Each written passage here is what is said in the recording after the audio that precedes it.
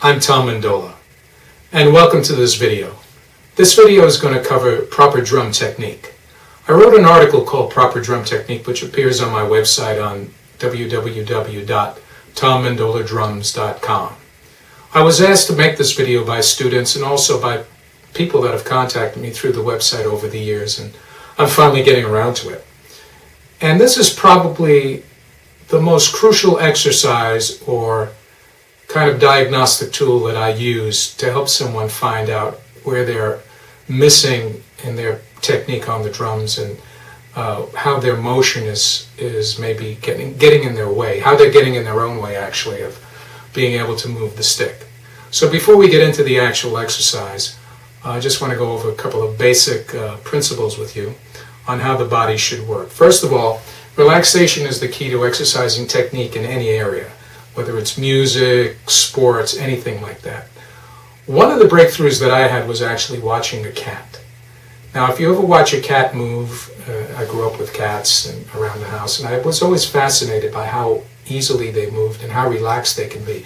You pick them up and sometimes they're totally relaxed. They're in your lap. And when they lay on a bed or lie on a bed, when you pick them up off the bed, you can see the imprint of their whole body. It's not like certain parts of their body are tense and certain parts are not, as you see with human beings. Their whole body just melts.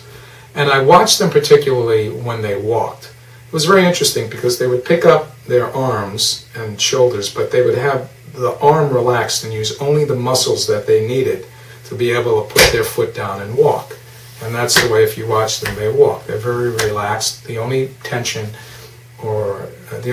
in their body is the muscle that they need to use for that particular motion.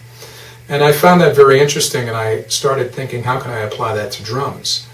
And as I was studying over the year, I came to realize over these many years that not everybody has the same physical structure. And one technique may not work totally for everybody. There's no set technique. There are actually natural body motions which vary slightly from person to person. But the main thing we could count on is gravity, and the other thing we need to count on is how your body will naturally move and how that relates to the stick. So the first thing I do when I go over someone, and it doesn't matter if they're a beginner or they're very advanced, I want to find out if they have any kind of ridges or tension in their motions which are stopping them from having comfortable technique and getting out the ideas that they want to get out. So the first thing I do is go over with them how the body should move.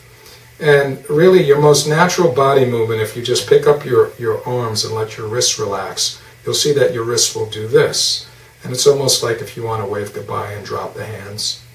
That's the most natural motion of the wrist. Now, there are varying ways of playing the drums. There's this method, which is considered German grip, and then there's French grip. And this is also, if you use it properly, is another natural way of learning. And there's traditional grip and match grip. And those are the basics. Now, traditional grip, like this, is not the most natural motion. But if you move your arm like this and let your hand come down, you'll have something like that happening. And you could use that. We'll go into that in another minute. But basically, I want you to get the idea with just using match grip for right now, is that there's a hinge here. Just think of it as a mechanism, like it's a machine. And right here, if you just put your fingers here, you'll see that that's all you're doing. You don't want to use any other motions. Same thing here. Now, that combined with this, which I call the grip, which is also known as a fulcrum. Fulcrum is a pivot point. This is really the sum total, these two motions of playing the drums and what you need to know. Because the more control you can have over how the stick pivots, the easier it is for you to move it. And the less resistance you have here, the easier it is for the stick to move and just bounce off the pad. See, there's very little resistance here while I'm doing this. Notice how the high arc comes in. That's because I'm letting the stick just make its own motion. Okay, so very similarly, it works the same way here. You're using a different motion like that. You know, right now we're just isolating the wrist motions, but we can get into arms later. But right now for this exercise, I just want to demonstrate wrist motion.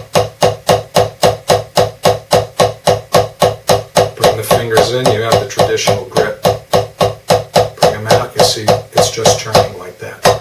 Okay, so we have these two basic things here. What I also like to mention here is that when you make this grip, there are different ways to do it. People use a grip like this, or they put it right above the center knuckle. You know, they'll grip like this, they'll do French grip like this. But for this exercise, I just want you to lay the stick in your hand like that and close your fingers down on it. You'll see that this is at the base of the thumb. It's not out here or out here. Some people like to teach like that, but I like to have as much of a straight line as possible right down to the pad here, like that. Because the shortest distance between 2 points is a straight line. You know, the stick goes in a straight line. You don't have to worry about going all over the place. All right, so here's the exercise. Once you have this position here locked in, and you don't have to squeeze here, put the stick in the center of the pad, and then you want to just come back all the way as far as you can like this. Now, here's what you have to watch out for.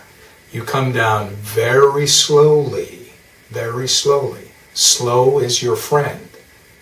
As you come down, you want to watch for any kind of motions like that, or where the stick kind of jumps around or does that.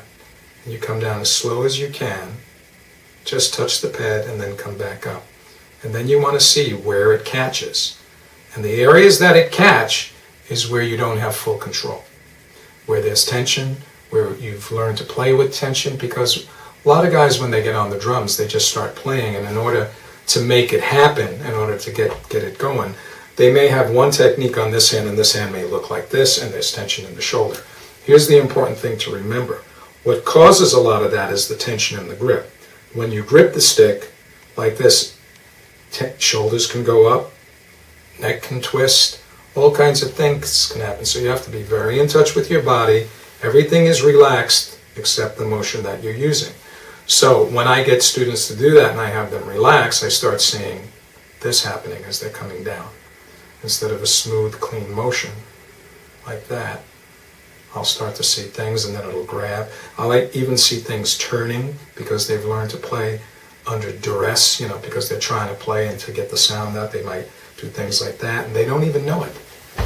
So this is a very important exercise to master. So if you're using both hands in a match grip, you go like this, like I said, with the grips, like that. See, like that. Same thing here. Come back and just go down slow and touch the pad. Then come up slow and touch the pad. Go down slow, touch the pad, come back slow. Now you want to watch very closely how the stick is moving. If you see this starting to happen or this tension building, you have to get totally relaxed. No tension in your body anywhere. And then in your feet, in your legs, your shoulders, your neck. Because if you learn to play with tension, that's the way you're going to play, and you're going to wind up choking at some point because things tense up. You're going to have neck aches and arm aches, and you can even get injuries. So that's the basic exercise there. Just come down very slowly and come up all the way, the full range of motion of that wrist, the natural wrist motion. This gives you the widest range of motion with the wrist. That's not to say you can't use other grips and other arcs and other angles, you know, like this with fingers or a French grip like that. That's all fine. But this is where I begin with everyone. Now, it was very interesting. I've had students with brain damage. I have students with muscle damage, and they would have all kinds of problems. And then this exercise actually helped a lot to locate the areas where there was tension and where there was technique that was taught incorrectly or never taught at all. And it's very easy for a drummer to get good up to a certain point, and then his technique stops him. He can't go any further because he's learned to play with a certain amount of tension. He just can't get the stick to bounce and do what he wants it to do. I'm doing a little molar system here. But just this nice relaxed bounce is what we're eventually looking for. Anyway, once again, here's your grip. The fingers are just nice and easy, no pressing, with as little tension as possible. If you're gripping too tight here, you're going to get tension in your shoulders and your neck, your back, and just hold it, come on down slowly. And watch the stick. Keep it in that straight line. And you're going to be amazed to see what you find. And then you want to get to the point where you smooth that out and release all tension. Then we have a starting point to start technique. And we have a starting point to begin education and lessons and so on and so forth, so that your technique can really work for you. I hope that helps. Thanks.